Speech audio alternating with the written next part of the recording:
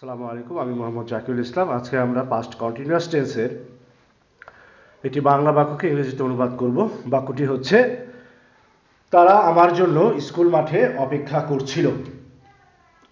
এই ছিল শব্দের আগে যদি কর হর্ষন্ত থাকে অর্থাৎ থেমে যায়, তাহলে সেটা পাস্ট কন্টিনিউয়াস টেন্স হয়, যেমন করছিল।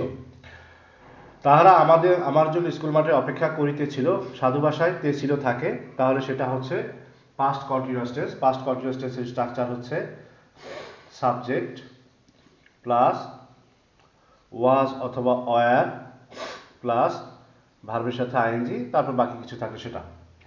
তারা বা তাহারা ইংরেজি হচ্ছে দেই, জন্য ইংরেজি হচ্ছে ফর, আর আমার জন্য ইংরেজি হচ্ছে ফর মি।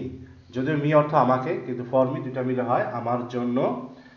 স্কুল মাঠে, স্কুল মাঠ ইংরেজি হচ্ছে স্কুল, মাঠ ইংরেজি হচ্ছে ফিল্ড, FIELD ফিল্ড। এখানে একার থাকার কারণে ইন, এবং যেহেতু মাঠটা নির্দিষ্ট হয়ে গেল তাই হবে in the school field, in the school field.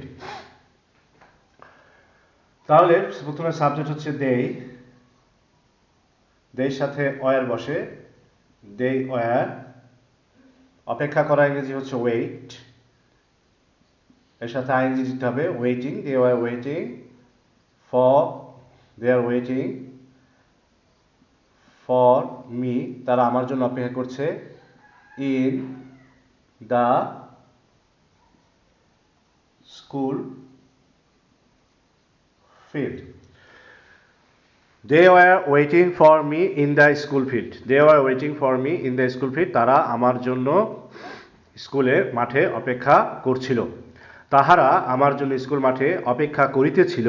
They were waiting for me in the school field. Thank you.